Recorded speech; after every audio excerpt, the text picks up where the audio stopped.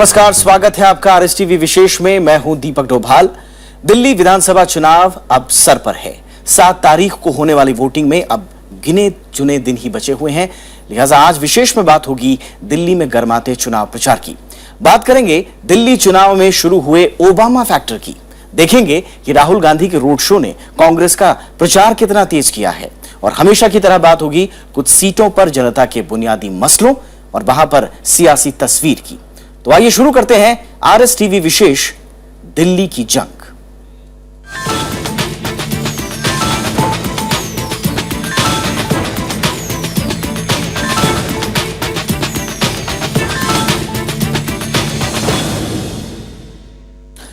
तो दिल्ली में राहुल गांधी ने कांग्रेस की कमान संभाल ली है। आज उन्होंने रोड शो किया। उनके रोड शो की जो तमाम सियासी हलचल उसके बाद हुई है, इससे आपको रूबरू कराएंगे। लेकिन उससे पहले देख लेते हैं कि प्रचार के लिए दूसरी पार्टियों ने किस तरह की स्ट्रैटेजी अपनाई है। बीजेपी ने आने वाले दिनों में फिर से नरेंद्र मोदी के कंधों पर प्रचार की जिम्मेदारी डाल दी है। वैसे तो प्रधानमंत्री की एक रैली पहले ही हो चुकी है, लेकिन आने वाले दिनों में प्रधानमंत्री 4 रैलियों को संबोधित करेंगे। बीजेपी के मुताबिक प्रधानमंत्री की रैलियां उत्तर, पूर्वी, दक्षिण और पश्चिमी दिल्ली में होंगी।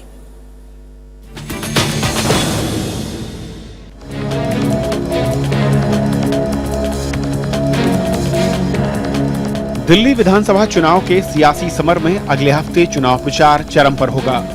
बीजेपी ने प्रधानमंत्री नरेंद्र मोदी की रैलियों के कार्यक्रम को अंतिम रूप दे दिया है। पार्टी के मुताबिक नरेंद्र मोदी 31 जनवरी को शाहदरा विधानसभा क्षेत्र में रैली करेंगे। इसके अगले ही दिन यानी 1 फरवरी को उनकी पश्चिमी दिल्ली में रैली होगी। 3 फरवरी को रोहिणी, जबकि चौथी रैली दक्षिणी दिल्ली इलाके में होगी।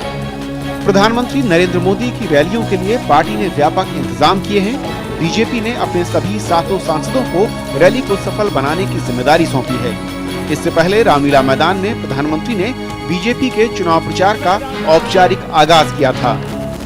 इसी तरह बीजेपी की मुख्यमंत्री पद की उम्मीदवार किरण बेदी सभी 70 विधानसभा सीटों पर प्रचार करेंगी। महिला की सुरक्षा को कैसे बचाना मुझे आता है, इन लोगों को नहीं आता है। ये झूठ झूठ बोलते हैं, आपको ये झूठ सलाह देते हैं। अगर मेरे में विश्वास है तो डटकर बीजेपी को वोट देना। इसके अलावा बीजेपी अध्यक्ष अमित शाह, केंद्रीय मंत्री और पार्टी के स्टार प्रचारक भी आने वाले दिनों में पार्टी के लिए जमकर प्रचार करेंगे। इस हफ्ते बीजेपी अपने घोषणा पत्र का ऐलान भी कर सकती है। Bureau report, Rajya Sabha TV. तो चुनाव प्रचार की बात हो रही है, लेकिन दिल्ली में गुजरे 3-4 दिनों में गणतंत्र दिवस और बराक ओबामा की भारत यात्रा ही सुर्खियों में रही। लेकिन इस बीच बदले मौसम ने भी चुनावी फिजा को थोड़ा ठंडा जरूर किया, लेकिन जनता इस माहौल से बाहर आई ही थी कि सियासी दलों ने अपने प्रचार और बयानों से एक बार फिर सुर्खियों का मुंह वापस चुनाव की ओर मोड़ दिया है। कांग्रेस की तरफ से पार्टी उपाध्यक्ष राहुल गांधी ने रोड शो का आगाज कर दिया है। राहुल गांधी ने इस मौके पर दिल्ली में कांग्रेस को जनता के लिए वाजिब विकल्प बताया, तो प्रधानमंत्री नरेंद्र मोदी की आलोचना से भी वो नहीं चूके।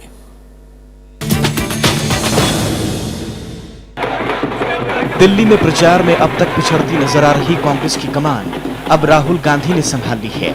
मंगलवार को रोड शो के जरिए उन्होंने प्रचार का बिगुल फूंका।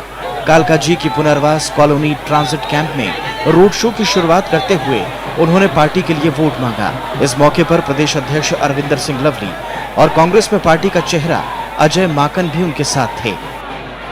राहुल निकले तो थे दिल्ली विधानसभा चुनाव प्रचार के लिए, लेकिन मौका देखते हुए उन्होंने न सिर्फ प्रदेश की राजनीति पर सवाल उठाए, बल्कि प्रधानमंत्री पर भी निशाना साधने से नहीं चूके। ओबामा की यात्रा के बहाने उन्होंने बीजेपी के तौर तरीकों पर सवाल खड़े किए। प्रधानमंत्री जी पीआर कर रहे हैं, अपना पर्सनल पीआर कर रहे हैं, मगर कॉन्क्रीट एक काम नहीं हुआ है। रियलिटी ये है और जनता ये पूछ रही है कि बातें कब बंद होंगी, काम कब शुरू होगा। राहुल गांधी की रैली के बाद विरोधी पार्टियों ने उनके सवाल को पलटकर उनकी ही तरफ उछाल दिया। प्रधानमंत्री श्री नरेंद्र मोदी अपने काम की वजह से, अपनी निष्ठा की वजह से, अपनी गवर्नेंस की वजह से जो लगातार भारतीय जनता पार्टी के लिए एक के बाद एक जीत दिला रहे हैं, मैं समझता हूं राहुल गांधी की उनकी सीरियसनेस पर, राजनीति को लेकर उनकी सीरियसनेस पर बहुत सवाल उठाते हैं। बड़ी ताज्जुब की बात है और हंसी भी आती है और रोना भी आता है कि आज उसी कांग्रेस पार्टी के नेता राहुल गांधी जी, जो कहीं छुट्टी मनाने गए थे, अब छुट्टी से लौट आए हैं लग रहा है, आकर अब दिल्ली में बिजली पानी का सपना जनता को दिखा रहे हैं। कांग्रेस आखिरी दिनों में धुआंधार प्रचार करने की योजना में है। अजय माकन की अगुवाई में 100 से ज्यादा प्रचारकों की सूची पार्टी ने तैयार कर ली है। इसके अलावा पार्टी ने घोषणा पत्र का पहला हिस्सा जारी कर दूसरे दलों से आगे दिखने की कोशिश की है। विशाल दहिया के साथ bureau report, Rajya Sabha TV.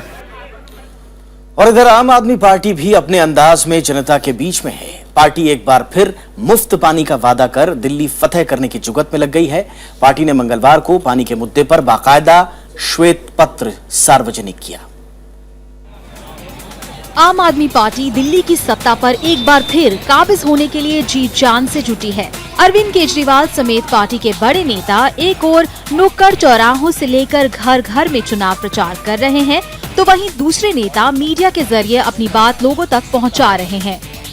Delhi dialogue के बाद अब पार्टी ने बिजली, पानी और सड़क जैसे मसलों पर श्वेत पत्र जारी करने की शुरुआत की है। पार्टी ने अपने पुराने वादे को दोहराते हुए कहा कि पार्टी हर घर को 700 लीटर पानी मुफ्त दिलाएगी। इसके अलावा पार्टी ने साफ पानी मुहैया कराने के लिए दिल्ली जल बोर्ड के कानून में भी संशोधन की बात कही है। पार्टी के मुताबिक यमुना को साफ रखने की दिशा में भी काम किया जाएगा। पार्टी ने कहा कि वो राजधानी में टैंकर माफिया भी बंद करवाएगी। इसके अलावा पानी वितरण और दिल्ली के घर घर तक पानी पहुंचने को लेकर अपना ब्लूप्रिंट सार्वजनिक किया, जिनमें उन इलाकों के लिए भी पानी पहुंचाने का प्रस्ताव रखा गया है जहां पानी की पाइपलाइन भी नहीं डाली गई है। एक जो सबसे बड़ी बात हम करना चाहते हैं कि जैसे राइट टू फूड की बात होती है और राइट टू लाइफ की बात होती है आर्टिकल 21 भारतीय संविधान में, right to life, right to water के बिना अधूरा है। हम दिल्ली जल बोर्ड एक्ट में संशोधन करके क्लीन ड्रिंकिंग वाटर को एक अधिकार के तौर पर कन्वर्ट करेंगे। इससे पहले भी आम आदमी पार्टी बिजली को लेकर इस तरह का श्वेत पत्र जारी कर चुकी है। हालांकि आम आदमी पार्टी ने अपना मैनिफेस्टो जारी नहीं किया है, लेकिन वो दिल्ली की सरकार चलाने का अपना रोड मैप जनता तक पहुंचाने की कोशिश कर रही है। पिछले विधानसभा चुनावों में 700 लीटर मुफ्त पानी का वादा कई लोगों को आकर्षित कर गया था, लेकिन 701 लीटर पानी का बिल कई घरों को चुकाना पड़ा। इस बार भी पार्टी ने अपना वही वादा दोहराया तो है, लेकिन ये नहीं बताया कि 701 लीटर पानी का बिल कितने घरों को चुकाना पड़ेगा। कैमरा पर्सन नवीन कुमार के साथ अनु दीवान, राज्यसभा टीवी, दिल्ली। और अमेरिकी राष्ट्रपति बराक ओबामा भले ही भारत से विदा ले चुके हों, लेकिन उनकी यात्रा दिल्ली विधानसभा चुनाव में मुद्दा बन गई है। किरण बेदी ने बराक ओबामा की यात्रा को अपनी पार्टी के पक्ष में एक उपलब्धि के तौर पर पेश किया, तो आम आदमी पार्टी, कांग्रेस और दूसरे विपक्षी दलों ने बीजेपी की इस कोशिश को सस्ती राजनीति करार दिया है।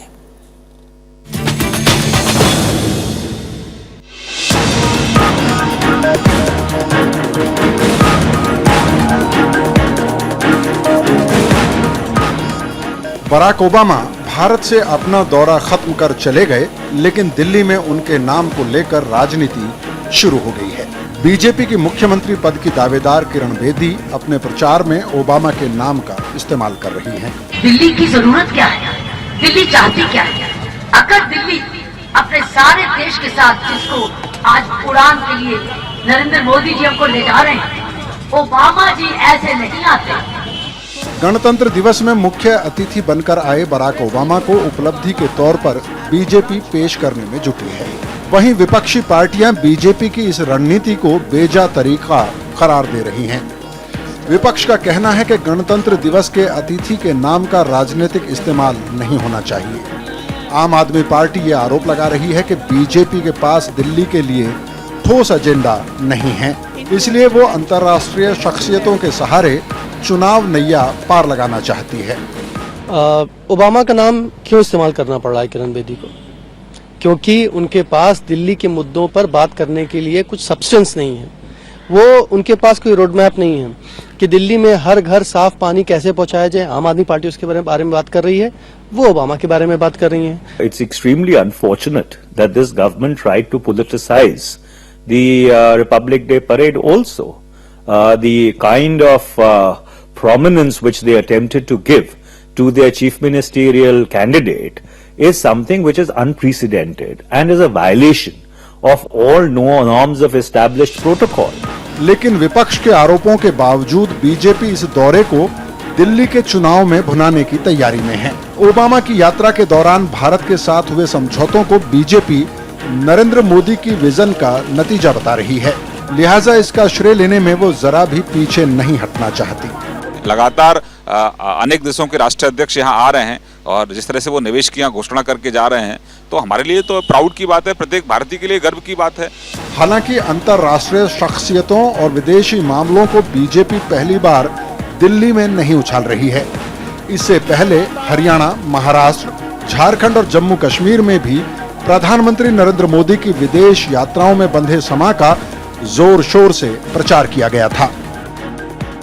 प्रधानमंत्री नरेंद्र मोदी दिल्ली विधानसभा चुनाव प्रचार में बीजेपी के लिए 4 रैलियां करने वाले हैं और उन रैलियों में जुटने वाली भीड़ इस बात का लिटमस टेस्ट होगा कि ओबामा की विजिट के बाद दिल्ली में नरेंद्र मोदी का जादू कितना बढ़ा है। श्याम सुंदर, राज्यसभा टीवी, दिल्ली। और इस सब के बीच दिल्ली में चुनावी लड़ाई अब कानूनी लड़ाई की शक्ल भी ले रही है।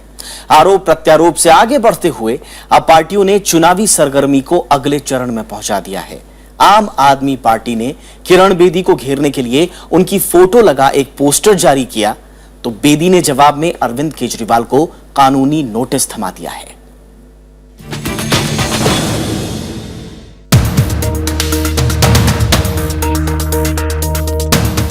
केजरीवाल अपने प्रचार में काफी आक्रामक रहे हैं और खुलकर विरोधी चेहरों को निशाना बनाते रहे हैं, लेकिन उनका ये तरीका अब उन पर भारी पड़ता दिखाई दे रहा है। आम आदमी पार्टी ने कुछ दिन पहले किरण बेदी के खिलाफ पोस्टर वॉर शुरू किया था। इससे नाराज होकर किरण बेदी ने केजरीवाल को कानूनी नोटिस भेज दिया। बेदी का कहना है कि इजाजत के बगैर उनकी तस्वीर का इस्तेमाल करने का हक आम आदमी पार्टी को नहीं है। पोस्टर में केजरीवाल को ईमानदार और किरण बेदी को अवसरवादी कहा गया है। दिल्ली में ऑटो पर लगे ये पोस्टर बेहद आम है। बीजेपी ने इस पोस्टर पर आपत्ति जताते हुए इसे तत्काल हटाने की बात कही है। बिना पूछे अनैतिकता है किसी की तस्वीर इस्तेमाल करना और जजमेंट पास करनी। हिंदुस्तान की राजनीति में और बहुत कम उम्र की पार्टी में अगर अवसरवादिता, पूरा का पूरा अपॉर्चुनिस्टिक अप्रोच, पूरा का पूरा सफेद झूठ, अगर किसी पार्टी ने दिल्ली की राजनीतिक कल्चर को खराब किया है तो वो केवल और केवल आम आदमी पार्टी के केजरीवाल साहब हैं, दूसरा कोई नहीं है। लेकिन आम आदमी पार्टी इसको लेकर बहुत रक्षात्मक नजर नहीं आ रही। नोटिस मिलने के बावजूद पार्टी का कहना है कि ये उसका लोकतांत्रिक अधिकार है। पार्टी के मुताबिक इस पोस्टर का उद्देश्य मात्र इतना है कि जनता अपना पक्ष चुन सके। पहली बात तो ये कि पोस्टर जो होता है उसके माध्यम से लोग अपने विचार का इजहार करते हैं, अपनी सोच का इजहार करते हैं। पोस्टर कोई लगाना लोकतंत्र के अंदर अपराध नहीं है। पहले भी हम लोग इस तरह के पोस्टर लगाते रहे हैं। शीला दीक्षित जब दिल्ली की मुख्यमंत्री थी तब भी हमने पोस्टर लगाया था, जगदीश मुखी के समय पोस्टर लगाया था, सतीश उपाध्याय से लेकर तमाम नेता बार बार ये कह रहे थे कि अब किरण बेदी जी का पोस्टर लगा के आप दिखाइए। दरअसल पोस्टर की राजनीति आम आदमी पार्टी के लिए पुरानी रणनीति रही है। पिछले चुनाव में भी पार्टी ने शीला दीक्षित के खिलाफ पोस्टरों की जंग शुरू की थी।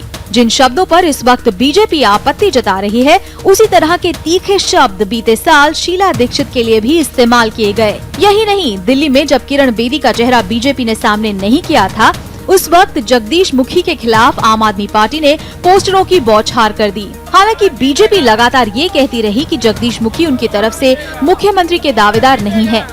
असल में आम आदमी पार्टी को इस बार आक्रामक रवैये के चलते कई नोटिस मिले हैं। इस कानूनी नोटिस के अलावा चुनाव आयोग ने भी केजरीवाल को आचार संहिता के उल्लंघन को लेकर 3 बार नोटिस थमाया। दिल्ली चुनावों में केजरीवाल को नोटिस तो मानो आम सी बात हो गई है, लेकिन इन सब के बावजूद केजरीवाल अपने शब्दों पर लगाम लगाते नहीं थक रहे, तो विपक्षी दल उन्हें पहले कानूनी कार्रवाई में मात देने में जुटे हैं। कैमरा पर्सन राजेश अग्रवाल और अपने सहयोगी नवविक्रम सिंह के साथ अनु दीवान, राज्यसभा टीवी, दिल्ली। वैसे अरविंद केजरीवाल इस बार पूरे चुनाव में नोटिसों से घिरे नजर आ रहे हैं। बेदी के कानूनी नोटिस के अलावा बीजेपी ने चुनाव आयोग के सामने फिर से उनकी शिकायत की है। इस बीच चुनाव आयोग के तीसरे नोटिस का केजरीवाल ने जवाब तो दे दिया, लेकिन चुनाव आयोग इस बार कड़े तेवर दिखा रहा है। अरविंद केजरीवाल को चुनाव आयोग ने चेतावनी देते हुए कहा है कि मंगलवार शाम 7 बजे के बाद वो अपने प्रचार में पैसा लेने की अपील करना बंद करें। आयोग के मुताबिक 24 फरवरी को दिए गए जवाब में केजरीवाल ने भविष्य में ऐसा न करने की बात कही थी। लिहाजा आयोग के मुताबिक इसके बाद भी बयान दोहराना न सिर्फ आचार संहिता बल्कि भारतीय दंड संहिता की धारा 171 बी का भी उल्लंघन है। इस बीच अरविंद केजरीवाल ने मंगलवार को चुनाव आयोग के नोटिस का जवाब भी दे दिया है। आयोग ने इसके लिए 11 बजे तक का समय मुकर्रर किया था। आयोग की तरफ से जारी तीसरे नोटिस का केजरीवाल ने जवाब दिया है। कांग्रेस और बीजेपी की शिकायतों के बाद आयोग ने उन्हें ये नोटिस जारी किया था। इससे पहले भी 2 अलग अलग नोटिसों का वो जवाब दे चुके हैं। 3 में से 2 मामले एक ही तरह के हैं, जिसमें अपनी रैलियों में जनता से उन्होंने कांग्रेस और बीजेपी से पैसा लेने की अपील की थी। लेकिन इसके बावजूद केजरीवाल अपनी रैलियों में इस बात को लगातार दोहराते रहे हैं। पैसा देंगे, पैसा भी ले लेना, कंबल दे रहे हैं आजकल, कंबल भी ले लेना, और कुछ विधानसभा में चावल के कट्टे बट रहे हैं वो भी ले लेना। पैसा दोनों पार्टियों से लेंगे, लेकिन वोट झाड़ू पे पड़ेगा इस बार। इस बीच बीजेपी और कांग्रेस ने आयोग से ये मांग की है कि केजरीवाल का नामांकन रद्द हो। दोनों पार्टियों की मांग है कि प्रचार के दरमियान केजरीवाल आचार संहिता का लगातार उल्लंघन कर रहे हैं। बीजेपी के प्रदेश अध्यक्ष सतीश उपाध्याय के मुताबिक बीजेपी ने 4-5 मुद्दों को लेकर उनके नामांकन को खारिज करने की मांग की है। इससे पहले कांग्रेस की किरण वालिया भी आयोग से यही मांग कर चुकी हैं। Bureau report, Rajya Sabha TV. और फिलहाल रुकते हैं छोटे से ब्रेक के लिए। आप देखते रहिए विशेष।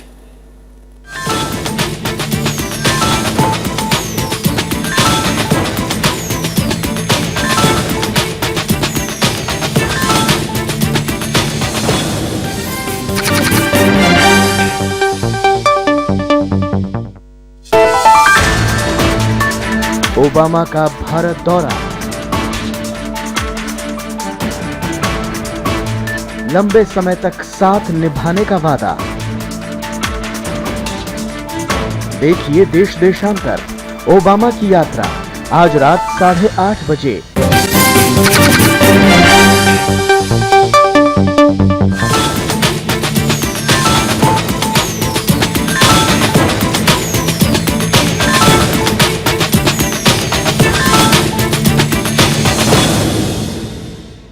आप देख रहे हैं विशेष। बात हो रही है दिल्ली विधानसभा चुनाव की। तो 70 सीटों वाली दिल्ली विधानसभा के लिए हर सीट पर पार्टियों ने पूरा जोर लगा दिया है। 36 सीटों के जादुई आंकड़े तक पहुंचने में एक एक सीट बेहद अहमियत रखती है, लेकिन कुछ सीटें ऐसी हैं जो पार्टियों के लिए नाक का सवाल साबित होंगी। इन सीटों पर जीत हार का असर समूची पार्टी के मनोबल पर भी पड़ सकता है। तो आइए देखते हैं दिल्ली की कौन सी सीटें ऐसी हैं जो तीनों बड़ी पार्टियों के लिए नाक का सवाल बन गई है।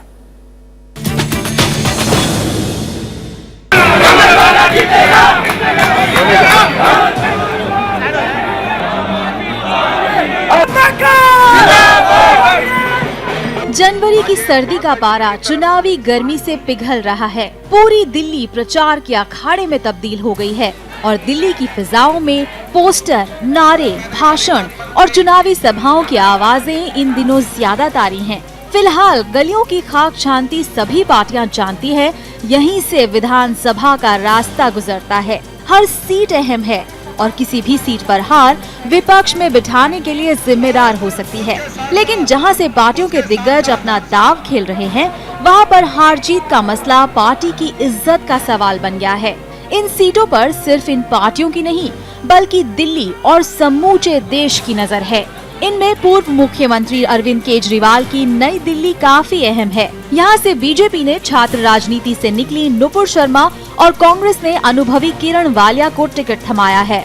चुनावी घोषणा के बाद बीजेपी में अचानक आकर मुख्यमंत्री पद की दावेदार बनी किरण बेदी कृष्णानगर सीट से चुनाव लड़ रही हैं और उनके सामने आम आदमी पार्टी ने एसके बग्गा और कांग्रेस ने बंसी लाल को उनके खिलाफ उतारा है। वहीं दिल्ली में कांग्रेस के सबसे प्रमुख उम्मीदवार अजय माकन की सदर बाजार सीट पर आप ने मुकाबले के लिए सोमदत्त और बीजेपी ने प्रवीण जैन को टिकट दिया है। मुख्यमंत्री पद के इन 3 दावेदारों के अलावा भी कुछ सीटों पर दिलचस्प मुकाबले की लोग उम्मीद कर रहे हैं। आम आदमी पार्टी के मनीष सिसोदिया पटपड़गंज से चुनाव लड़ रहे हैं, यहाँ उनको इस बार उनकी ही पार्टी से बागी होकर बीजेपी में गए विनोद कुमार बिन्नी और कांग्रेस के अनिल कुमार से कड़ा मुकाबला है।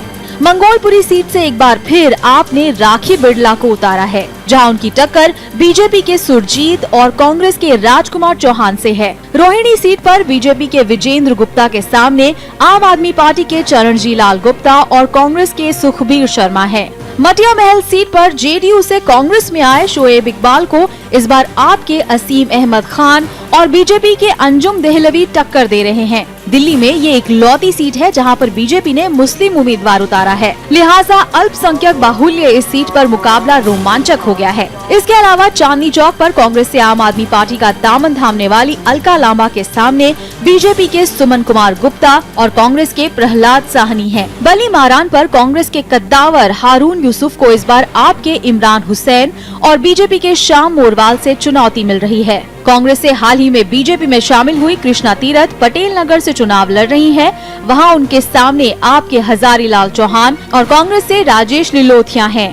जनकपुरी में बीजेपी के अनुभवी जगदीश मुखी को उनके ही दामाद सुरेश कुमार कांग्रेस से और राजेश ऋषि आम आदमी पार्टी से चुनौती दे रहे हैं। हालांकि ग्रेटर कैलाश में भी दिलचस्प मुकाबला देखने को मिलेगा, जहां कांग्रेस की शर्मिष्ठा मुखर्जी इस बार आम आदमी पार्टी के सौरभ भारद्वाज के सामने है। मालवीय नगर से पूर्व कानून मंत्री सोमनाथ भारती, दिल्ली कैंट से बीजेपी के करण सिंह तंवर और राजौरी गार्डन से आम आदमी पार्टी के जरनैल सिंह पर भी सबकी नजरें रहेंगी।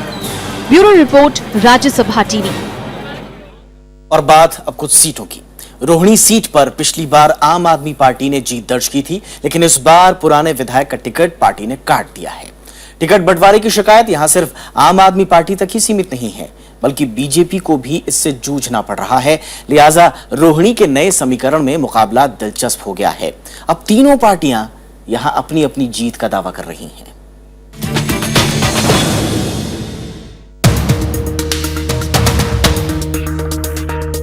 रोहिणी पर बीजेपी की खास नजर है। पिछले लोकसभा चुनाव में प्रधानमंत्री नरेंद्र मोदी ने यहीं से अपने मैराथन प्रचार अभियान की शुरुआत की थी और दिल्ली में सीएम की दावेदार घोषित होने के बाद किरण बेदी ने भी रोड शो का आगाज इसी इलाके से किया। संदेश बिल्कुल साफ था, रोहिणी सीट पर बीजेपी अपनी मजबूत पकड़ चाहती है, लेकिन कार्यकर्ताओं का एक तबका नाराज है। यहां से 4 बार जीत दर्ज कर चुके जय भगवान अग्रवाल का टिकट काटकर इस बार बीजेपी ने पूर्व प्रदेश अध्यक्ष विजेंद्र गुप्ता को थमा दिया। गुप्ता यहां दिन रात पसीना बहा रहे हैं। एक नई शुरुआत रोहिणी की होगी, ऐसा हमारा विश्वास है। एक ऐसी सरकार दिल्ली में भाजपा की बनेगी जिसका केंद्र से तालमेल होगा। एक ईमानदार सरकार हम देंगे, एक काम करने वाली सरकार हम देंगे, एक गरीब का दुख दर्द करने वाली सरकार हम देंगे। टिकट कटने से असंतोष आम आदमी पार्टी के कार्यकर्ताओं में भी है। पिछली बार राजेश गर्ग यहां से जीतकर विधानसभा पहुंचे थे, लेकिन पिछले कुछ महीनों से पार्टी के साथ लगातार चल रहे अनबन के चलते उनको टिकट नहीं मिला। आम आदमी पार्टी ने चरणजी लाल गुप्ता को टिकट देकर नया दांव खेला है। सीट बचाने की जिम्मेदारी चरणजी लाल के कंधों पर है। वहीं पिछले चुनाव में तीसरे नंबर पर रही कांग्रेस इस बार बेहतर प्रदर्शन की उम्मीद में है। पूर्ण तरह अपना स्वस्थ है कि भाई जीतेंगे और 45 से 50 के सीट बीच में सीट हमारी आएंगी। 83% लोग ये कहते हैं कि हम आम आदमी के पार्ट हैं, हमारे पास आने की जरूरत नहीं है, आप घर बैठिए, कैंपेन की क्या जरूरत है, हम लोग आपके साथ हैं। रोहिणी को जो प्लान किया गया था कांग्रेस की गवर्नमेंट के दौरान, तो एक वर्ल्ड क्लास सिटी प्लान किया था और ये चंडीगढ़ से भी बड़ा शहर है और चंडीगढ़ अगर 2 स्टेट को कैपिटल के तौर पे अगर कैटर कर सकता है और रोहिणी को इन्होंने पिछले 20 साल जो बीजेपी के एमएलए रहे इन्होंने इसको स्लम बना दिया और क्राइम कैपिटल बना दिया, तो लोग बहुत त्रस्त हैं।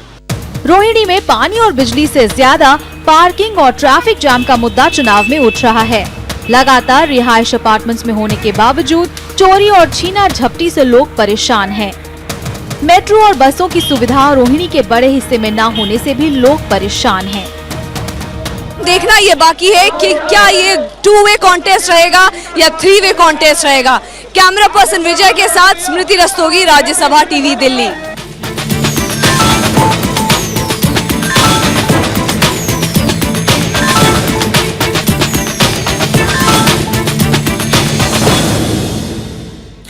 तो देश विदेश के मुद्दों पर राज्यसभा टीवी की विशेष पेशकश जारी रहेगी।